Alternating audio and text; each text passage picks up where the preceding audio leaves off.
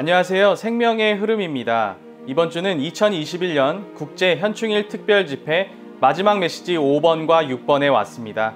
메시지 5번에서는 교회는 진리의 기둥과 기반이라고 말하고, 메시지 6번에서는 이러한 진리, 현재의 진리, 최신의 진리를 알고 확산시키는 것에 대해 말합니다. 이번 주는 임종원 형제님과 함께 하겠습니다.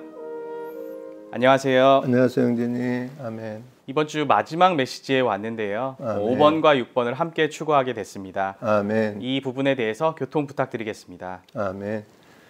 메시지 5번은 교회는 진리의 기둥과 기반이며 하나님께서 육체로 단체적으로 나타나신 것이라는 진리를 떠받치고 이 진리를 증언해야 한다고 말하고 있습니다. 로마서 1번과 2번은 교회는 진리를 지탱하는 기둥이자 진리를 붙들어주는 기반이다. 그러므로 모든 성도가 진리를 떠받치는 것이 필요하다라고 말합니다. 우리가 지난 메시지들에서 본 바와 같이 여기서 진리는 성경의 교리를 가리키는 것이 아니라 하나님의 말씀을 통해 우리에게 계시되시고 전달되시어 우리의 체험과 누림과 조성이 되시는 신성한 실제이신 삼일 하나님 자신을 가리킵니다. 그러므로 교회가 진리 곧 신성한 실제의 기둥과 기반이 되기 위해서는 모든 형제자매님들이 날마다 말씀 안에서 주님과 시간을 보내는 습관을 세움으로써 거룩한 말씀 안에서 계시되시고 전달되시는 삼일 하나님을 알고 체험하고 누리고 조성되어야 한다는 것입니다. 그럴 때 이 하락하고 악한 시대에 교회가 신성한 실제를 지탱하는 견고한 기둥이 되고 진리를 붙들어주는 강력한 기반이 되어 삼일 하나님의 체현이신 그리스도만이, 그리스도의 몸의 조성 성분이신 그리스도만이 우주 안에서 유일한 진리요 실제요 참이심을 온 우주에 증언할 수 있게 된다는 것입니다. 로마자 3번은 우리는 교회가 하나님께서 육체로 단체적으로 나타나신 것이라는 진리, 곧 경건의 비밀이라는 진리를 떠받치고 이 진리에 대해 증언해야 한다고 말합니다.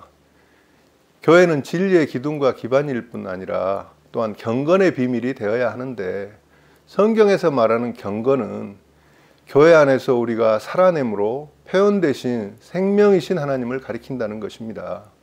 그러므로 교회가 경건의 비밀이 되기 위해서는 모든 지체들이 영을 훈련함으로써 하나님께서 우리에게서 나타나시도록 할 필요가 있습니다. 우리는 모든 일에서 자아를 거절하고 영을 훈련함으로써 우리의 영 안에 살고 계시는 경건의 비밀이신 주님께서 우리의 생각과 감정과 의지의 각 부분을 거룩하게 하시고 변화시키시고 하나님의 맏아들과 같은 형상이 되게 하시어 우리가 단체적으로 하나님을 표현하는 데 이르러야 한다는 것입니다. 그럴 때 우리가 그 영 안에서 교회로서 함께 모일 때 사람들은 참으로 하나님께서 여기에 계십니다 라고 선포할 것입니다. 메시지 6번의 제목은 시대의 사역에 따라 하나님의 영원한 경륜이라는 가장 높은 복음에 대한 최신의 진리를 알고 확산시킴입니다. 메시지 6번은 바울이 전한 가장 높은 복음인 로마서를 통해 최고봉의 진리를 알고 확산시키는 것에 대해 말하고 있습니다. 로마서 3번은 다윗의 씨가 하나님의 아들이 되는 것은 그리스도께서 부활하심으로 하나님의 맏아들로 인정되시는 과정에 대해 말하는 것이다 라고 합니다. 로마서 1장 3절을 보면 우리 주 예수 그리스도는 하나님께서 사람이 되신 분, 즉 다윗의 자손이 되신 분이십니다.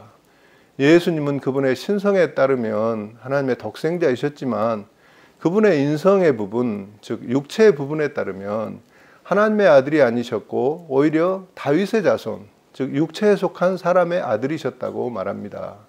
그런데 로마서 1장 4절은 거룩한 영에 따라 말하자면 죽은 사람들 가운데서 부활하시어 능력으로 하나님의 아들로 인정되셨습니다 라고 말합니다.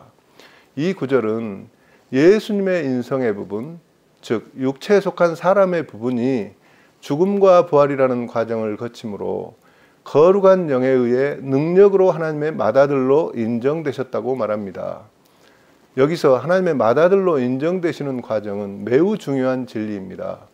하나님의 아들이라고 인정할 수 없게 했던 예수님의 인성 부분, 육체의 부분이 주 예수님께서 죽고 부활하심을 통해 거룩한 영의 능력으로 하나님의 아들로 인정되시어 하나님의 맏아들이 되시고 생명을 분배하시는 영이 되시어 그분의 신성한 생명을 우리 믿는 이들 안으로 나눠주심으로 우리를 그분의 많은 형제들이 되게 하셨다는 것입니다. 그분은 하나님의 맏아들이시고 그분의 대량 재생산인 우리는 하나님의 많은 아들들이자 그분의 지체들로서 그리스도의 몸으로 건축되고 새 예루살렘으로 완결됩니다. 로마서 4번은 다윗의 씨가 하나님의 아들이 되는 것은 또한 우리가 부활에 의해 하나님의 많은 아들들로 인정되는 과정에 대해 말하는 것이다 라고 합니다. 몸의 머리이신 그리스도는 이미 인정되셨지만 그분의 지체들인 우리는 여전히 인정되는 과정, 즉 아들화되고 신화되는 과정 중에 있습니다. 그런데 우리가 인정되는 과정, 곧 부활의 과정을 신속하게 통과하도록 하나님의 맏아들이신 그리스도께서는 인정받게 하시는 영, 즉 거룩하게 하시고 변화시키시는 영으로서 그리고 신성한 생명의 법, 즉 신성한 생명의 능력으로서 우리 영 안에 계신다는 것입니다. 그러므로 우리는 영을 따라 행함으로써 인정받게 하시는 영, 거룩하게 하시는 영, 변화시키시는 영이신 주님을 날마다 접촉할 필요가 있습니다. 우리가 그 영을 접촉할수록 우리는 더욱더 거룩하게 되고 변화되고 같은 형상이 되고 영광스럽게 되어 새 예루살렘으로 완결하는 그리스도의 몸을 건축하도록 신격에서는 아니지만 생명과 본성에서 하나님이 됩니다. 이것이 바울이 전한 신성한 최고봉의 진리에 따른 높은 복음입니다. 이것이 우리가 배우고 체험하여 추구하는 믿는 이들에게 그리고 모든 민족들에게 전파해야 할 높은 복음입니다. 주님을 찬양합니다. 아멘. 교통 감사드립니다. 아멘. 이어서 이 메시지와 관련된 영상을 함께 시청하시고 계속해서 위트니스리 형제님의 영상을 함께 보시도록 하겠습니다. Praise the Lord, saints. In this message, we come to message 5. The title is Upholding the Truth and Testifying to the Truth that the church is the pillar and base of the truth and the corporate manifestation of God in the flesh. I would say in this message, we have come to a very weighty and even most glorious matter revealed in the New Testament.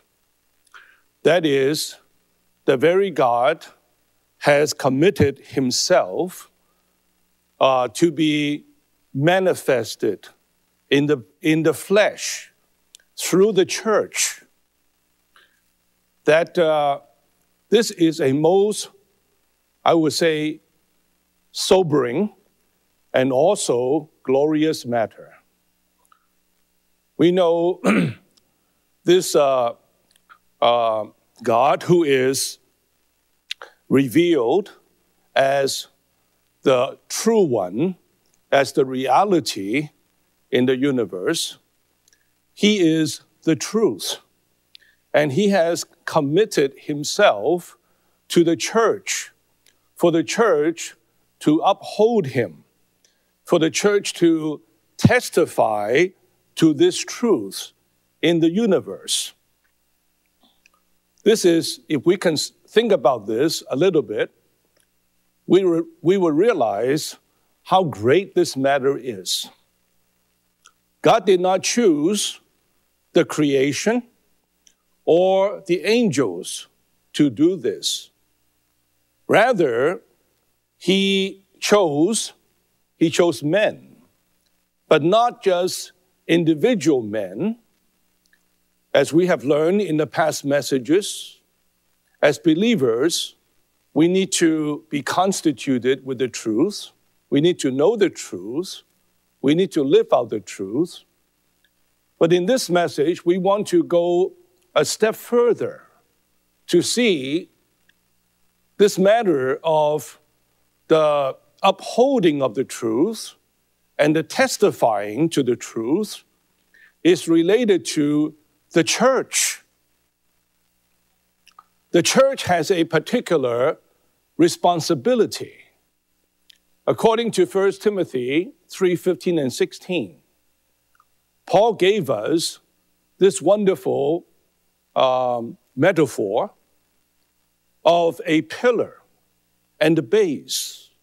The church is such a pillar and base of the truth, to uphold the truth, to testify to the truth. The truth, as we have learned, is something that will enlighten us, that we can be edified with the truth and even be supplied by the truth. But here, we are seeing an aspect of the truth that it is not just for our own personal edification, for our own spirituality, but for the truth to be upheld, to be testified to. Especially in today's evil and dark generation, a crooked and perverted generation, full of falsehood, full of corruption. God desires that the church would be such a pillar and base of the truth to uphold the truth, to declare the truth, to make the truth known. It is up to this point that the Apostle Paul tells us the church is the house of the living God, the pillar and the base of the truth. And this is confessedly the great mystery of godliness who was manifested in the flesh. It is up to this point that such a high standard truth is released, right? The church must come up through chapter 1 and chapter 2 and the first part of chapter 3 to such a high standard. No different teachings, but God's economy, right, is practiced all the time, and the leading ones take the lead in prayer life. And the brothers just pray, and the sisters remain in faith, in love, in holiness with sobriety. And the church government was fully established with these two offices, the elders and the deacons. Right? What a church is this? We expect to see this, but praise the Lord. Anyhow, in the recovery, somewhat we have seen this, right? If not to the full extent, to some extent, we have seen this. Whenever such a standard has been raised, I tell you, this is the house of the living God. And this is the pillar, the support, right? And the base, the holding of the truth. And this is what? This is the great mystery of godliness, which is the very manifestation of the very God in the flesh. Not only in the past with Jesus, but also today with the church. This is, I tell you, the goal, the aim of all these 4 books written by the Apostle Paul. He was not disappointed. He was not entirely discouraged. He was not. Even he saw the beginning of the coming of the decline of the church, yet I tell you, he was encouraged. He was encouraged. He not only had the insight, but also the foresight. Someday, somehow, the church will be like this. Even among the degradation, the Lord could do some recovery. Amen. Am I right? The majority might be declining, right? Again and again, continually, but a small number, right? A small number still might be what? Chosen, preserved, and established to reach such a standard. Hallelujah. Amen. Hallelujah. Amen. And we who have been Lord recovered all can testify. Are you happy about it? Amen. Are you happy that you are in such a situation? Amen. Even you are in the situation, if not reached, but at least reaching the standard. Amen. What standard? The house of the living God, the pillar and the base of the truth, the great mystery of godliness, which is God manifest in the flesh, not even in the past, not only in the past in Jesus, but also today, even in the church. The church day is the manifestation of God in flesh. Dear saints, every local church must reach this standard and must remain in this standard. We shouldn't decline anymore. We should remain in this standard until the glorious appearing of our head, our Savior, Christ. Amen. Well, again, I would say something, but if I delay, that you may know how one ought to conduct himself in the house of God, the house of the living God, not only the dwelling place, but I tell you, the folks, you see, the household, the family of God. In the Old Testament, God's temple was a building, and God's family was a people that was separate. But in the fulfillment of that, both the dwelling and the family are one. The family is God's dwelling place, and God's dwelling place is His family. So this Greek word could be translated in both words, house and family, right? Which the word family equals what? Household. It is the same word for house and for household, because in the New Testament economy, God's house is God's family. And God's family is God's house. There are not two things, but just one. We are God's family, and at the same time, we are God's temple. Right? We are God's dwelling place. God dwells within all of us, and this habitation is in our spirit. Then it says, the house of God, which is the church of the living God. Not that church building. You see, not that sanctuary, not that chapel, not that cathedral.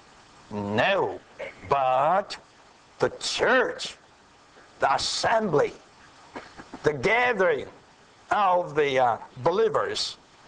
This is the house of the living God. The living God. You better read the note. And this is the pillar and the base of the truth. This is a kind of a metaphoric speaking. In the ancient time, both in Palestine and in Eastern Europe, especially in Greece, always they have pillars and a base. Pillars support and bear the whole building, and the base holds the pillars. The church, as the house of the living God, is both. It is the pillar that bears the truth, and it's also the base that holds the bearing pillars. And the truth, now you know it, is just the reality of God's New Testament economy. And the content of this New Testament economy is just of two mysteries. The mystery of God is as Christ, and the mystery of Christ as the church. The church as the body of Christ as the head. Both of these are what? The very contents of the reality of God's New Testament economy.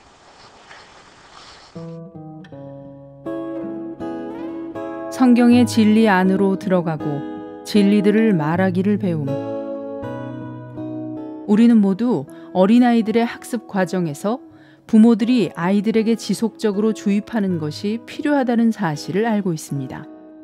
예를 들면 한 아이가 사랑과 미소에 대해 배울 때 부모는 아이가 그 개념을 점차 이해할 때까지 한편으로는 계속 말해주고 다른 한편으로는 시범을 보여주면서 계속 그 개념을 가르쳐 주어야 합니다. 때때로 아이들이 어떤 사물의 의미를 이해하기 위해서는 부모들이 동일한 내용을 수차례 말해 주어야 합니다. 이와 같이 배움은 들음에서 옵니다. 이제부터는 교통하거나 서로 누린 것을 나눌 때, 복음을 전하거나 하나님의 말씀을 말할 때 우리가 말하는 심오한 진리들을 사람들이 이해하지 못할 것이라고 두려워해서는 안 됩니다. 우리는 이 진리들이 실제로 사람들을 가장 감동시킨다는 것을 깨달아야 합니다. 어떤 면에서는 우리가 깊은 것을 말하든지 낮은 것을 말하든지 그것은 중요한 문제가 아닙니다. 가장 중요한 것은 말하는 비결, 곧 말하는 실질적인 기술을 배우는 것입니다. 만일 우리에게 기술이나 비결이 없다면 우리가 가장 낮은 진리들을 말할지라도 사람들은 이해하지 못할 것입니다. 우리가 비결을 배운다면 아주 단순한 말을 사용하여 가장 깊은 문제들을 말할 수 있고 사람들을 영적인 실제 안으로 이끌어 줄 수 있게 됩니다. 예를 들면 컴퓨터를 어떻게 사용하는지 배울 때 우리는 단지 공허한 지식만 가지고 있어서는 안 되고 올바른 기술 또한 반드시 익혀두어야 합니다. 그러면 컴퓨터가 우리 앞에 있을 때 우리는 그것을 어떻게 설치하고 조작하며 사용하는지 알 것이고 심지어 다른 사람들을 가르칠 수도 있을 것입니다. 주님의 회복 안에는 최고의 진리들이 있습니다. 그러므로 우리가 기술을 배운다면 사람들에게 복음을 전할 때 주님의 회복 안에 있는 최고의 진리들을 적절히 사용하여 사람들에게 이렇게 말할 수 있을 것입니다. 친구여, 우리는 모두 죄인이고 우리 안에는 하나님이 없습니다. 우리에게는 하나님의 본성이 없습니다. 그러나 우리가 죄들을 회개하고 그분께 돌이키면 즉시 하나님의 본질적인 영께서 우리 안으로 들어오시어 우리를 거듭나게 하시고 하나님의 생명과 본성을 갖게 하십니다. 이것이 하나님께서 우리의 본질로서 우리 안에 들어오신다는 말의 의미입니다. 더욱이 거듭난 후에 우리가 죄들을 처리하고 철저히 씻기 위해 주님의 피를 적용한다면 하나님의 경륜적인 영이 우리 위에 부어져 우리를 능력으로 충만하게 할 것입니다. 나는 누구라도 이런 말을 이해할 수 있다고 믿습니다. 새로 믿은 사람들이 교회 생활 안에 들어온 후에 이런 식으로 가르침을 받는다면 영적인 용어 하나하나에 합당한 의미를 신속히 이해할 수 있을 것이고 일상생활에서 영적인 용어 하나하나를 실질적으로 적용할 수 있을 것입니다. 그리스도인이 된 지 수년이 지났지만 의롭게 됨, 거룩하게 됨, 본질, 경륜, 삼일 하나님의 분배와 같은 말의 의미를 모르는 친척이 있다고 합시다. 우리는 거룩하게 됨에 관하여 명쾌하게 말할 수 있어야 합니다. 우리는 이렇게 말할 수 있어야 합니다. 요한복음 17장 17절에서 주 예수님은 그들을 진리로 거룩하게 하여 주십시오. 아버지의 말씀은 진리입니다. 라고 말씀하셨습니다. 우리의 말은 15분을 넘길 필요가 없으며 명쾌해야 합니다. 이렇게 한다면 우리의 친척들은 놀라게 될 것입니다. 여러분이 떠난 후에 그들은 마음속으로 이렇게 말할 것입니다. 우리가 수년 동안 주일 예배를 다녔지만 요한복음 17장 17절에서 말하는 거룩하게 됨에 관하여 목사에게 들어보지 못했다. 이게 도대체 무슨 말인가? 아마도 그들은 성경을 열어 우리가 말한 것을 곰곰이 생각해 볼 것입니다. 그리고 그들은 공급을 받을 것입니다.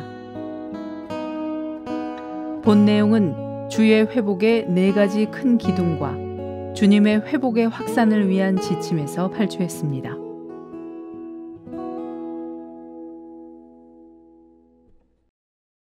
베드로후서 1장 12절은 여러분이 비록 이러한 것들을 알고 있고 또 현재의 진리 안에서 견고해졌지만 이라고 말합니다. 이번 한 주간 우리 모두 진리를 온 땅에 확산시키기 위해 현재의 진리, 최신의 진리를 추구하며 또 그 안에서 더욱 견고해지기를 원합니다. 아멘. 감사합니다.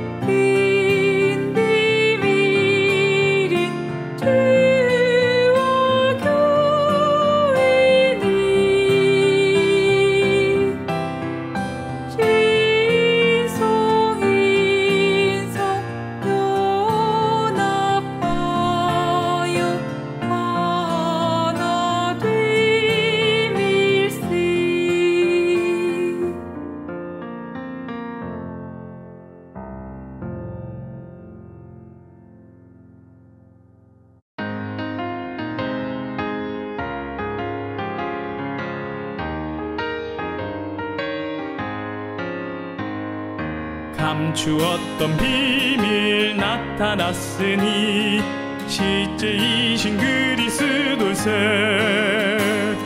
성육신된 예수 내 생명된 내 그는 우리 영광의 소망. 영광 영광 주는 내 생명 영광 영광 영광의 소망.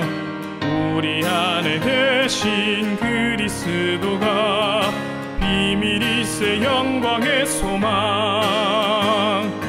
내 영 안에 오신 주 그리스도 이제 내 혼변케 하시네. 그가 우리 몸도 변화시키리 주와 같은 형상 되도록. 영광 영광 주는 내 생명 영광 영광 영광의 소망. 우리 안에 계신 그리스도가 비밀일세 영광의 소망. 사신 주님 매일 접촉할수록 주의 성분 더해져 가네. 내 각 부분 주의 형상 되도록 항상 깨어 주를 누리리. 영광 영광 주는 내 생명 영광 영광 영광의 소망. 우리 안에 계신 그리스도가 비밀일세 영광의 소망.